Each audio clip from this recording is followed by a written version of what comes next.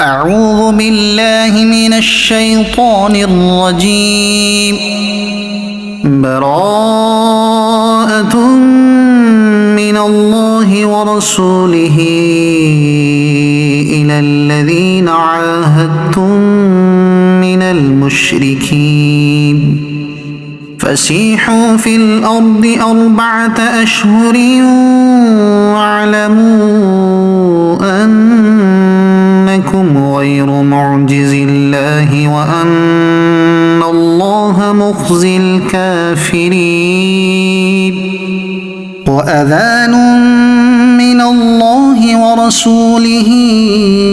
إلى الناس يوم الحج الأكبر أن الله بريء من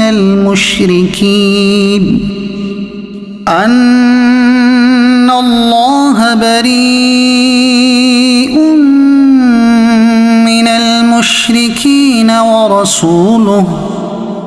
فإن تبتم فهو خير لكم وإن توليتم فاعلموا أنكم غير معجز الله وبشر الذين كفروا بعذاب أليم. إلا الذين عاهدتم من المشركين ثم لم ينقصوكم شيئا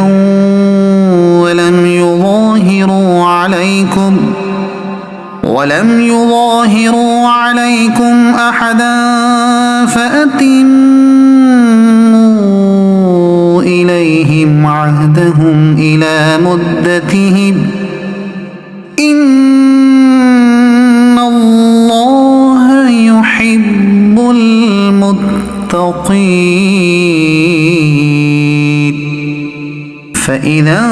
انسلخ الأشهر الحرم فاقتلوا المشركين حيث وجدتموهم وخذوهم واحصروهم واقعدوا لهم كل مرصد فإن تابوا وأقاموا الصلاة وآتوا الزكاة فخلوا سبيلهم إن الله غفور رحيم. وإن أحد من المشركين استجارك فأجره حتى يسمع كلام الله ثم أبلغه مأمنه ذلك بأنهم قوم لا يعلمون. كيف يكون للمشركين عهد عند الله وعند رسوله إلا الذين عاهدتم عند المسجد الحرام فما استقاموا لكم فاستقيموا لهم إن الله يحب المتقين. كيف وإن يظهروا عليكم لا يرقبوا فيكم إلا ولا ذمة يرضونكم بأفواههم وتأبى قلوبهم وأكثرهم فاسقون. اشتروا بآيات الله ثمنا قليلا فصدوا عن سبيله إنهم ساء ما كانوا يعملون. لا يرقبون في مؤمن إلا ولا ذمة وأولئك هم المعتدون. فإن تابوا وأقاموا الصلاة وآتوا الزكاة فإخوانكم في الدين ونفصل الآيات لقوم يعلمون وإن نكثوا أيمانهم من بعد عهدهم وطعنوا في دينكم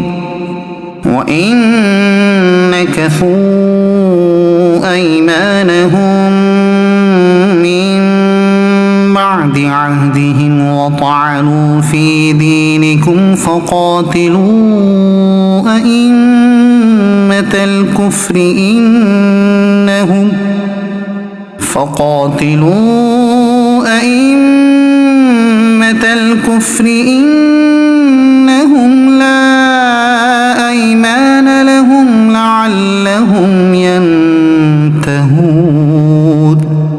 ألا تقاتلون قوما نكثوا أيمانهم وهموا بإخراج الرسول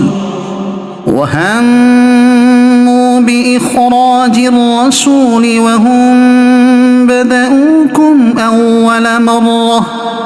أتخشونهم فالله أحق أن تخشوه إن كنتم مؤمنين قاتلوهم يعذبهم الله بأيديكم ويخزهم وينصركم عليهم ويشف صدور قوم مؤمنين ويذهب غيظ قلوبهم ويتوب الله على من يشاء والله عليم حكيم أم حسبتم أن تتركوا ولما يعلم الله الذين جاهدوا منكم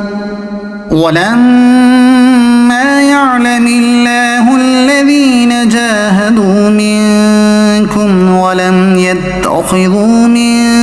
دون الله ولا رسوله ولا المؤمنين وليجة والله خبير بما تعملون ما كان للمشركين أن يعمروا مساجد الله شاهدين على أنفسهم بالكفر أولئك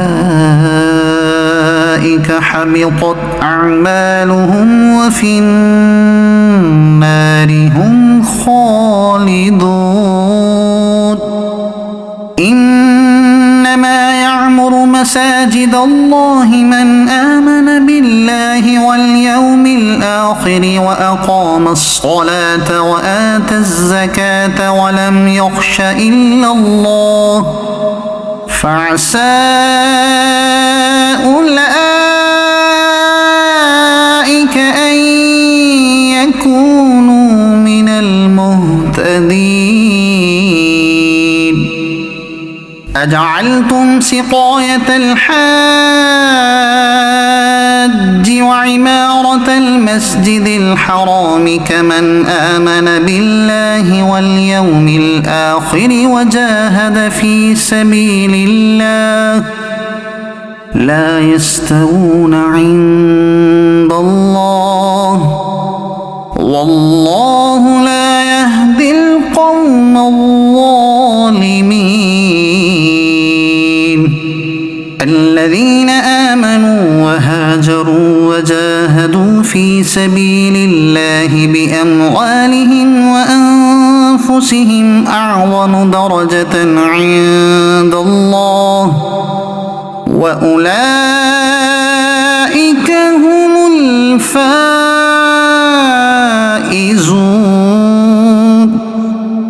يبشرهم ربهم برحمة رحمة منه ورضوان وجنات لهم فيها نعيم مقيم خالدين فيها أبدا إن الله عنده أجر عظيم يا أيها الذين آمنوا لا تتخذوا آباءكم وإخوانكم أولياء إن استحبوا الكفر على الإيمان ومن يتولهم منكم فأولئك هم الظالمون قل إن كان آباؤكم وأبناؤكم وإخوانكم وأزواجكم وعشيرتكم وأموال اقترفتموها وتجارة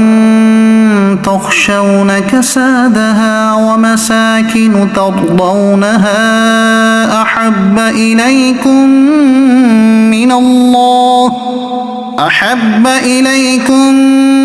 من الله ورسوله وجهاد في سبيله فتربصوا حتى يأتي الله بأمره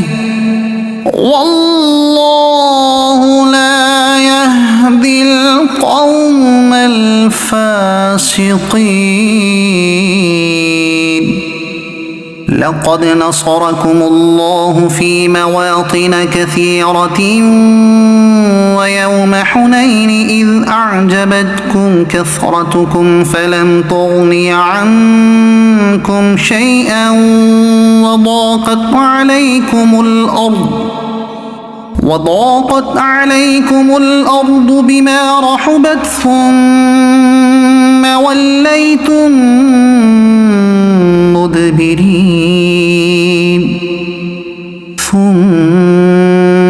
أنزل الله سكينته على رسوله وعلى المؤمنين وأنزل جنودا لم تروها وعذب الذين كفروا وذلك جزاء الكافرين ثم يتوب الله من بعد ذلك على من يشاء والله غفور رحيم يا أيها الذين آمنوا إنما المشركون نجس فلا يقربوا المسجد الحرام بعد عامهم هذا وإن خفتم عيلة فسوف يغنيكم الله من فضله إن شاء إن الله عليم حكيم قاتلوا الذين لا يؤمنون بالله ولا باليوم الآخر ولا يحرمون ما حرم الله ورسوله ولا يدينون دين الحق من الذين أوتوا الكتاب حتى يعطوا الجزية عن يد وهم صاغرون وقالت اليهود عزير ابن الله وقالت النصارى المسيح ابن الله ذلك قولهم بأفواههم يضاهئون قول الذين كفروا من قبل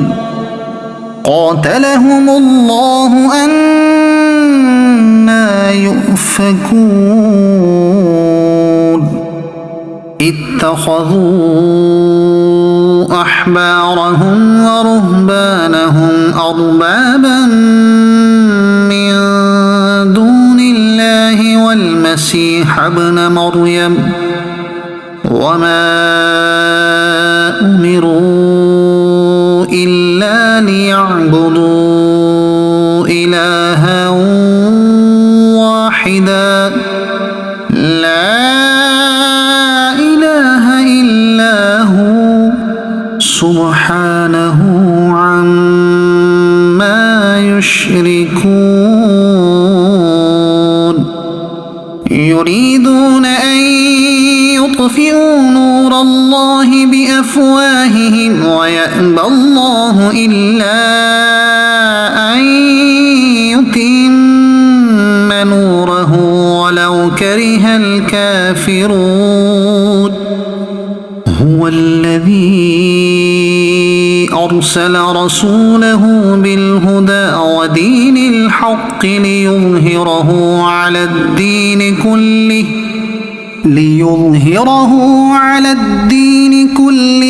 ولو كره المشركون يا أيها الذين آمنوا إن كثيرا من الأحبار والرهبان ليأكلون أموال الناس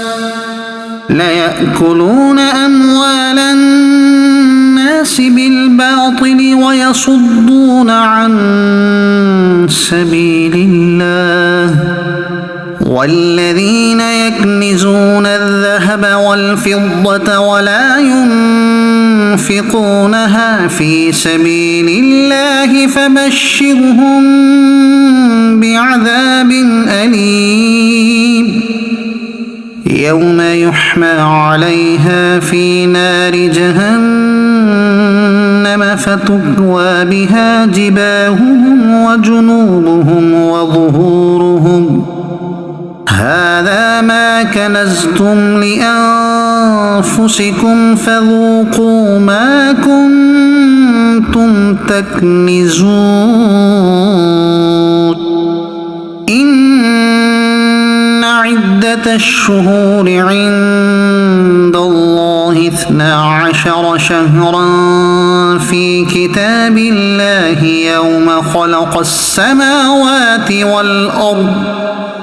يوم خلق السماوات والأرض منها 4 حرم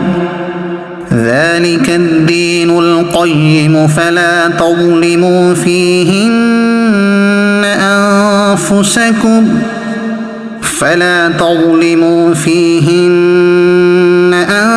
أنفسكم وقاتلوا المشركين كافة كما يقاتلونكم كافة واعلموا أن الله مع المتقين إنما النسيء زيادة في الكفر يضل به الذين كفروا يحلونه عاما ويحرمونه عاما ليواطئوا عدة ما حرم الله فيحلوا ما حرم الله زين لهم سوء أعمالهم والله لا يهدي القوم الكافرين يا أيها الذين آمنوا ما لكم إذا قيل لكم تنفروا في سبيل الله اثاقلتم إلى الأرض أرضيتم بالحياة الدنيا من الآخرة فما متاع الحياة الدنيا في الآخرة إلا قليل إلا تنفروا يعذبكم عذابا أليما ويستبدل قوما غيركم ولا تضروه شيئا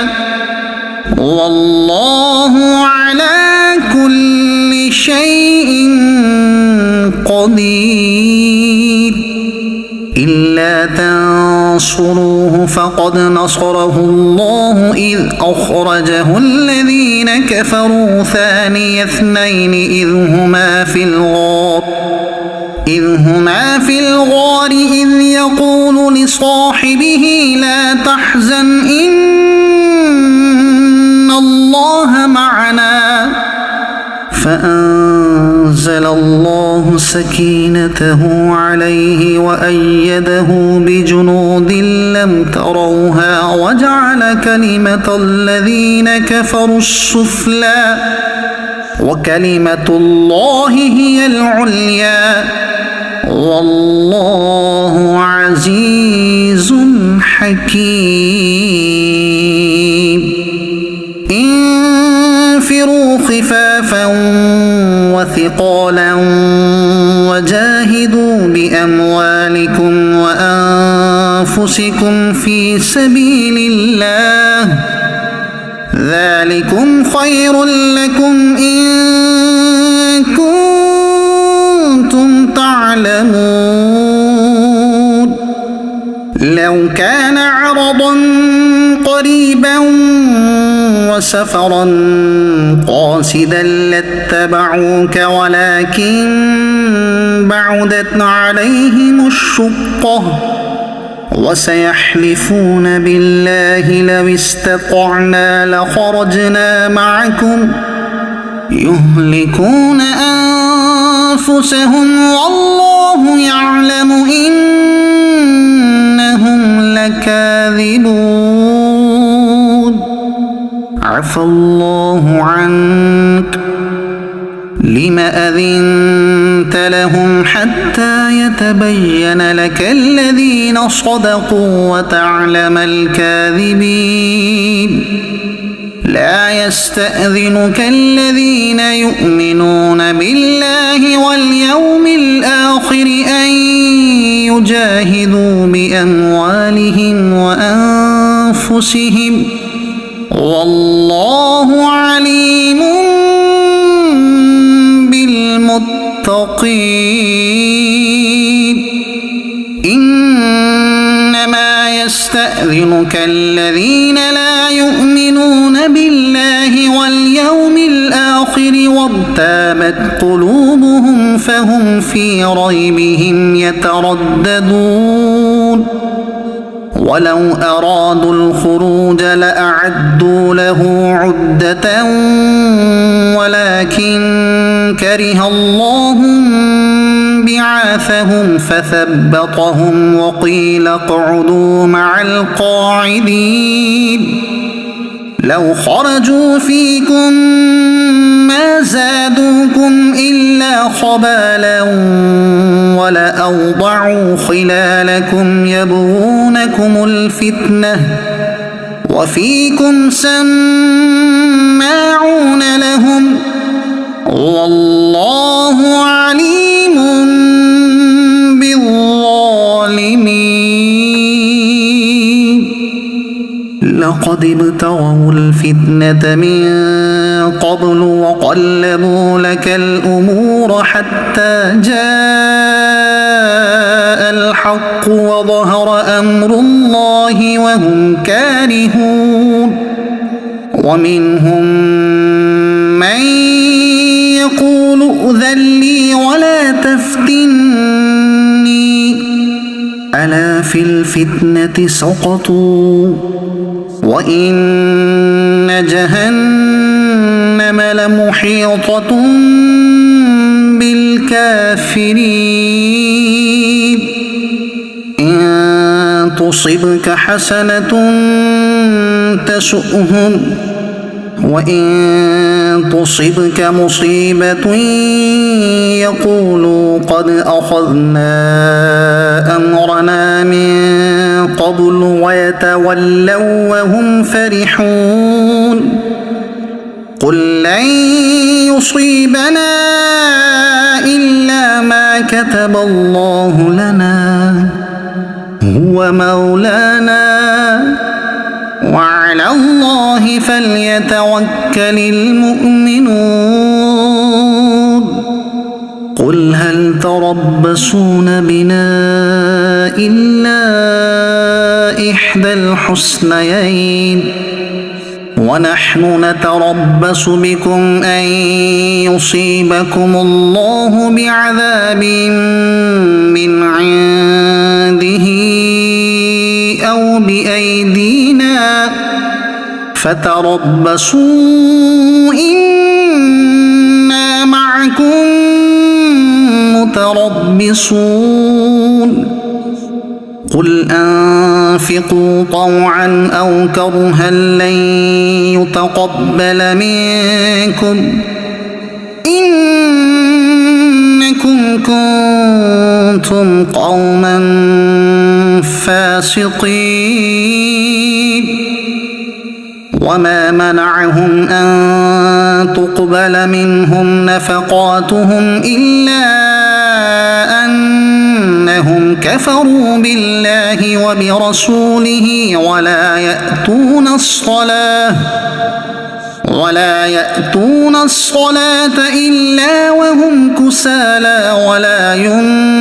ينفقون إلا وهم كارهون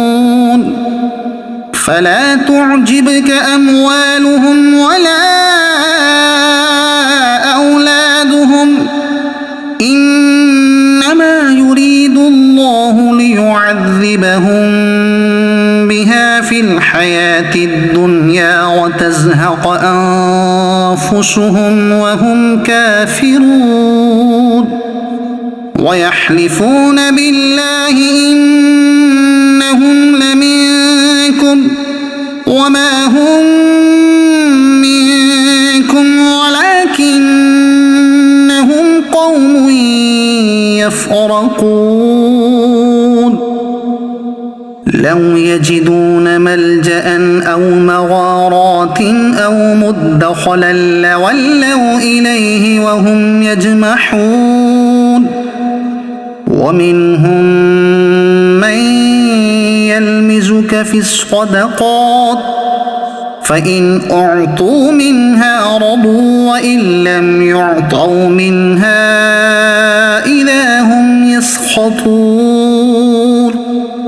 ولو أنهم رضوا ما آتاهم الله ورسوله وقالوا حسبنا الله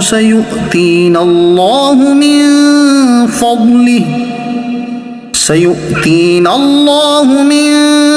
فضله ورسوله إنا إلى الله راغبون إنما الصدقات للفقراء والمساكين والعاملين عليها والمؤلفة قلوبهم وفي الرقاب والغارمين وفي سبيل الله وابن السبيل فريضة من الله والله عليم حكيم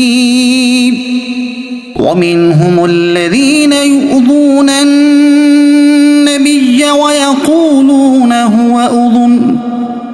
قل أذن خير لكم يؤمن بالله ويؤمن للمؤمنين ورحمة للذين آمنوا منكم والذين يؤذون رسول الله لهم عذاب أليم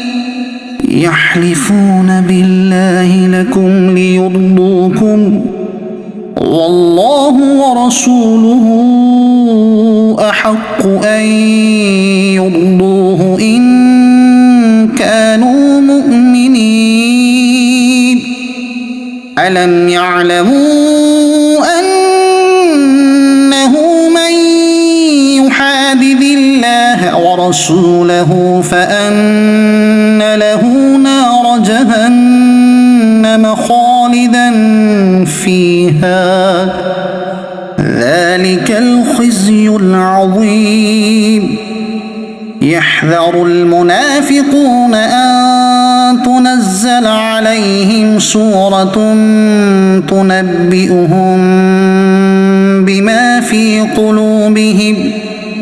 قل استهزئوا إن الله مخرج ما تحذرون ولئن سألتهم ليقولن إنما كنا نخوض ونلعب قل أبالله وآياته ورسوله كنتم تستهزئون لا تعتذروا قد كفرتم بعد إيمانكم إن نعف عن طائفة منكم نعذب طائفة بأنهم كانوا مجرمين المنافقون والمنافقات بعضهم من بعض يأمرون بالمنكر وينهون عن المعروف ويقبضون أيديهم نسوا الله فنسيهم إن المنافقين هم الفاسقون وعد الله المنافقين والمنافقات والكفار نار جهنم خالدين فيها هي حسبهم ولعنهم الله ولهم عذاب مقيم كالذين من قبلكم كانوا أشد منكم قوة وأكثر أموالا وأولادا فاستمتعوا بخلاقهم فاستمتعتم بخلاقكم كما استمتع الذين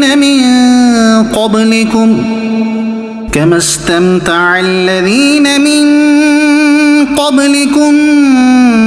بخلاقهم وخضتم كالذي خاضوا أولئك حبطت أعمالهم في الدنيا والآخرة وأولئك هم الخاسرون ألم يأتهم نبأ الذين من قبلهم قوم نوح وعاد وثمود وقوم إبراهيم وأصحاب مدين والمؤتفكات أتتهم رسلهم بالبينات فما كان الله ليظلمهم ولكن كانوا أنفسهم يظلمون والمؤمنون والمؤمنات بعضهم أولياء بعض يأمرون بالمعروف وينهون عن المنكر ويقيمون الصلاة ويؤتون الزكاة ويطيعون الله ورسوله أولئك سيرحمهم الله إن الله عزيز حكيم وعد الله المؤمنين والمؤمنات جنات تجري من تحتها الأنهار خالدين فيها ومساكن طيبة في جنات عدن ورضوان من الله أكبر ذلك هو الفوز العظيم يا أيها النبي جاهد الكفار والمنافقين واغلظ عليهم ومأواهم جهنم وبئس المصير يحلفون بالله ما قالوا ولقد قالوا كلمة الكفر وكفروا بعد إسلامهم وهموا بما لم ينالوا وما نقموا إلا أن أغناهم الله ورسوله من فضله فإن يتوبوا يك خيرا لهم وإن يتولوا يعذبهم الله عذابا أليما في الدنيا والآخرة وما لهم في الأرض من ولي ولا نصير ومنهم من عاهد الله لئن آتانا من فضله لنصدقن ولنكونن من الصالحين فلما آتاهم من فضله بخلوا به وتولوا وهم معرضون فأعقبهم نفاقا في قلوبهم إلى يوم يلقونه بما أخلفوا الله ما وعدوه وبما كانوا يكذبون ألم يعلموا أن الله يعلم سرهم ونجواهم وأن الله علام الغيوب الذين يلمزون المطوعين من المؤمنين في الصدقات والذين لا يجدون إلا جهدهم فيسخرون منهم سخر الله منهم ولهم عذاب أليم استغفر لهم أو لا تستغفر لهم إن تستغفر لهم 70 مرة فلن يغفر الله لهم ذلك بأنهم كفروا بالله ورسوله والله لا يهدي القوم الفاسقين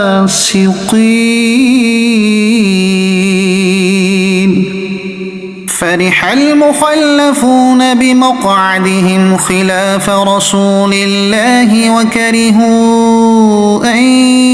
يجاهدوا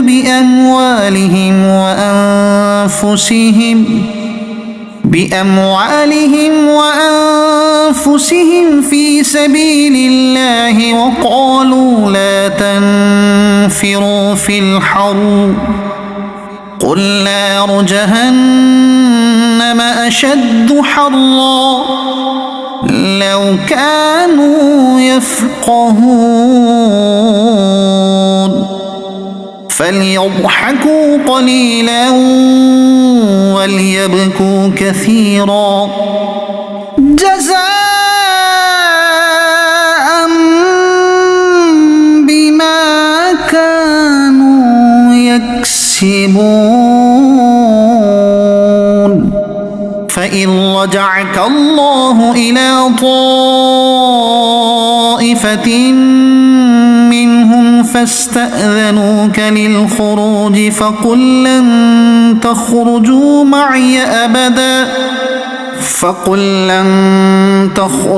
معي أبدا ولن تقاتلوا معي عدوا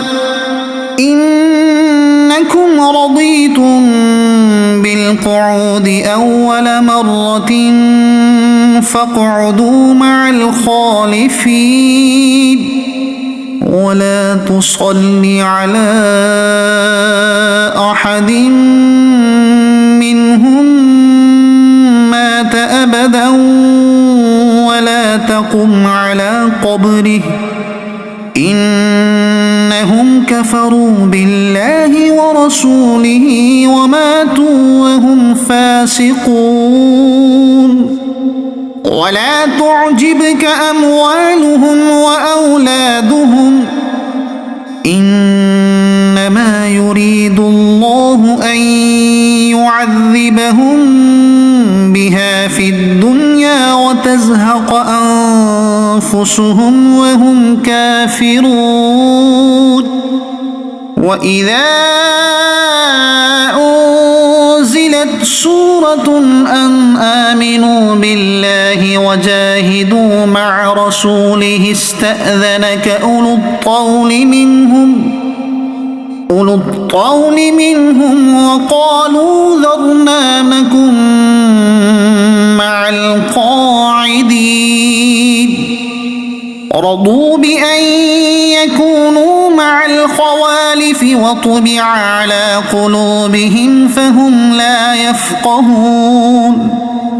لكن الرسول والذين آمنوا معه جاهدوا بأموالهم وأنفسهم وأولئك لهم الخيرات وأولئك هم المفلحون أعد الله لهم جنات تجري من تحتها الأنهار خالدين فيها ذلك الفوز العظيم وجاء المعذرون من الأعراب ليؤذن لهم وقعد الذين كذبوا الله ورسوله سيصيب الذين كفروا منهم عذاب أليم ليس على الضعفاء ولا على المرضى ولا على الذين لا يجدون ما ينفقون حرج إذا نصحوا لله ورسوله ما على المحسنين من سبيل والله غفور رحيم ولا على الذين إذا ما أتوك لتحملهم قلت لا أجد ما أحملكم عليه تولوا وأعينهم تفيض من الدمع حزنا ألا يجدوا ما ينفقون إنما السبيل على الذين يستأذنونك وهم أغنياء رضوا بأن يكونوا مع الخوالف وطبع الله على قلوبهم فهم لا يعلمون يعتذرون إليكم إذا رجعتم إليهم قل لا تعتذروا لن نؤمن لكم قد نبأنا الله من أخباركم وسيرى الله عملكم ورسوله ثم تردون إلى عالم الغيب والشهادة فينبئكم بما كنتم تعملون سيحلفون بالله لكم إذا انقلبتم إليهم لتعرضوا عنهم فأعرضوا عنهم إنهم رجس ومأواهم جهنم جزاء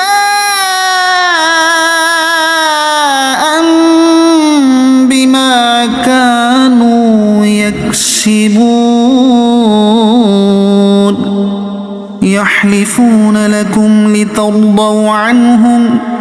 فإن ترضوا عنهم فإن الله لا يرضى عن القوم الفاسقين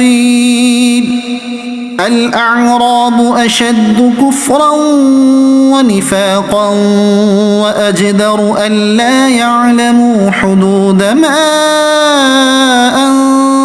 أنزل الله على رسوله والله عليم حكيم ومن الأعراب من يتخذ ما ينفق مغرما ويتربص بكم الدوائر عليهم دائرة السوء والله سميع عليم ومن الأعراب من يؤمن بالله واليوم الآخر ويتخذ ما ينفق قربات عند الله وصلوات الرسول ألا إنها قربة لهم سيدخلهم الله في رحمته إن الله غفور رحيم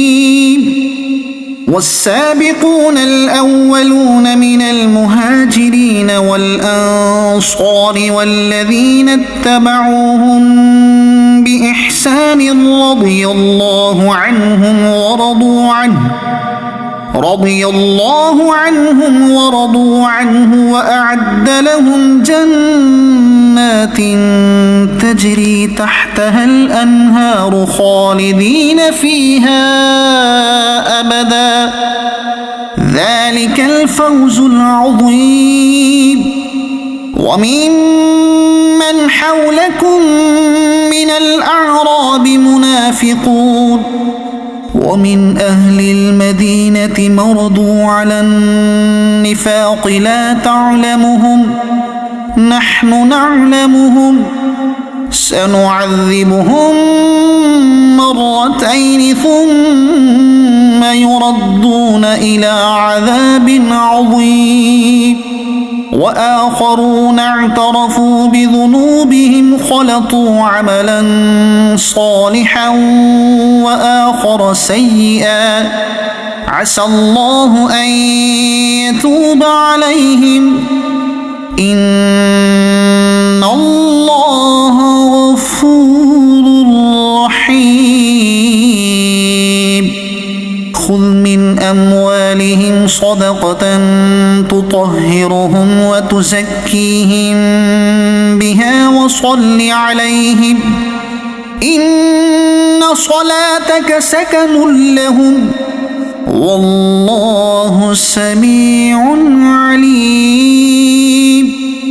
ألم يعلموا أن الله هو يقبل التوبة عن عباده ويأخذ الصدقات وأن الله هو التواب الرحيم وقل اعملوا فسيرى الله عملكم ورسوله والمؤمنون وستردون إلى عالم الغيب والشهادة فينبئكم بما كنتم تعملون وآخرون مرجون لأمر الله إما يعذبهم وإما يتوب عليهم والله عليم حكيم والذين اتخذوا مسجدا ضرارا وكفرا وتفريقا بين المؤمنين وإرصادا لمن حارب الله ورسوله من قبل وليحلفن إن أردنا إلا الحسنى والله يشهد إنهم لكاذبون لا تقم فيه أبدا لمسجد أسس على التقوى من أول يوم أحق أن تقوم فيه رجال يحبون أن يتطهروا والله يحب المطهرين أفمن أسس بنيانه على تقوى من الله ورضوان خير أم من أسس بنيانه على شفا جرف هار فانهار به في نار جهنم والله لا يهدي القوم الظالمين لا يزال بنيانهم الذي بنوا ريبة في قلوبهم إلا أن تقطع قلوبهم والله عليم حكيم إن الله اشترى من المؤمنين أنفسهم وأموالهم بأن لهم الجنة يقاتلون في سبيل الله فيقتلون ويقتلون وعدا عليه حقا في التوراة والإنجيل والقرآن ومن أوفى بعهده من الله فاستبشروا ببيعكم الذي بايعتم به وذلك هو الفوز العظيم التائبون العابدون الحامدون السائحون الراكعون الساجدون الآمرون بالمعروف والناهون عن المنكر والحافظون لحدود الله وبشر المؤمنين ما كان للنبي والذين آمنوا أن يستغفروا للمشركين ولو كانوا أولي قربى من بعد ما تبين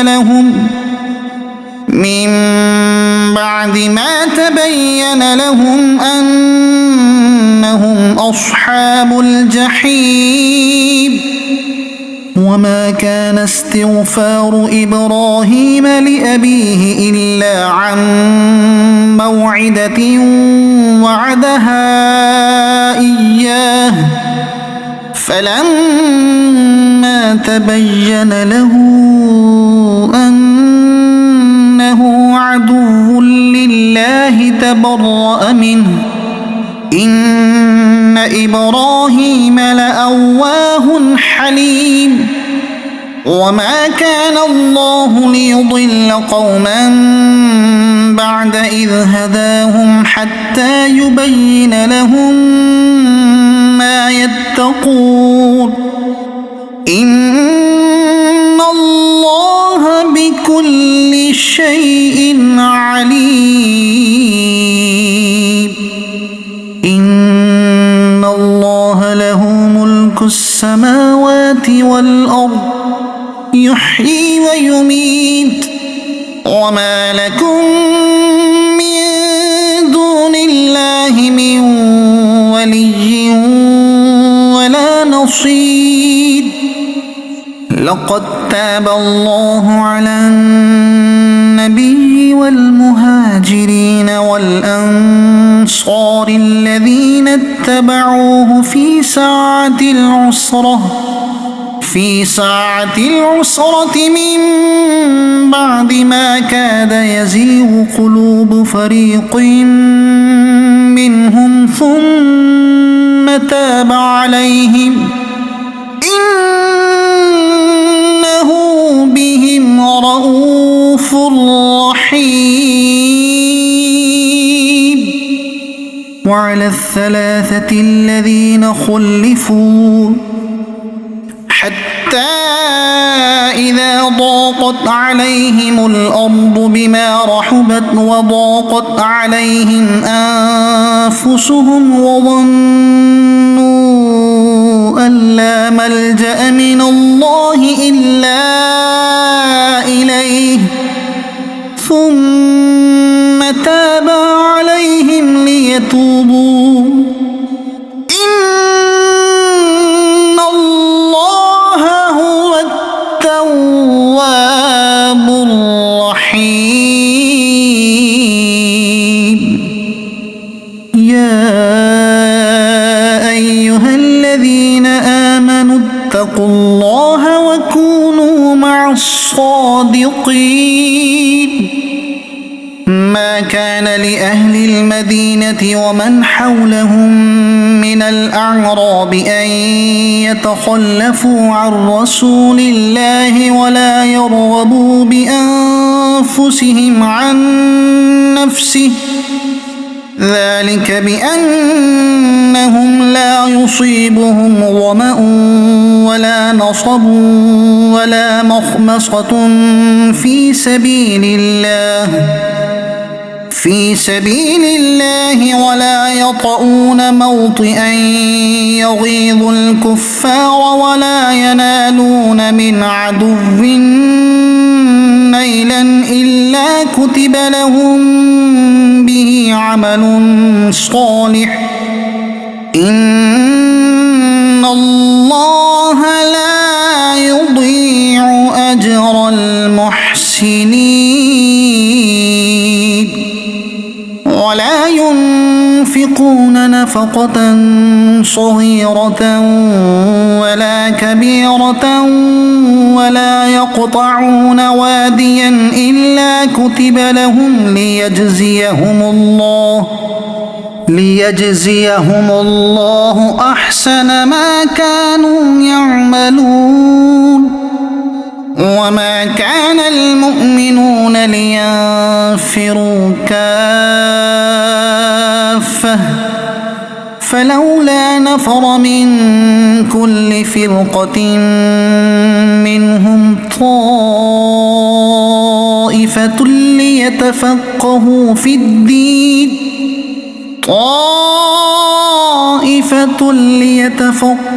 في الدين ولينذروا قومهم إذا رجعوا إليهم لعلهم يحذرون. يا أيها الذين آمنوا قاتلوا الذين يلونكم من الكفار وليجدوا فيكم غلظة واعلموا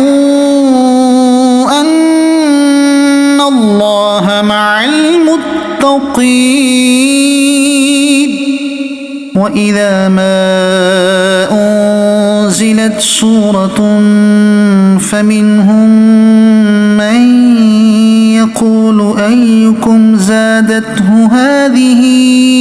إيمانا فأما الذين آمنوا فزادتهم إيمانا وهم يستبشرون. وأما الذين في قلوبهم مرض فزادتهم رجسا إلى رجسهم وماتوا وهم كافرون. أولا يرون أنهم يفتنون في كل عام مرة مرة أو مرتين ثم لا يتوبون ولا هم يذكرون وإذا ما أنزلت سورة نظر بعضهم إلى بعض هل يراكم من أحد ثم انصرفوا صرف الله قلوبهم بأنهم قوم لا يفقهون لقد جاءكم رسول من أنفسكم عزيز عليه ما عنتم حريص عليكم بالمؤمنين رؤوف رحيم فإن تولوا فقل حسبي الله لا إله إلا هو عليه توكلت وهو رب العرش العظيم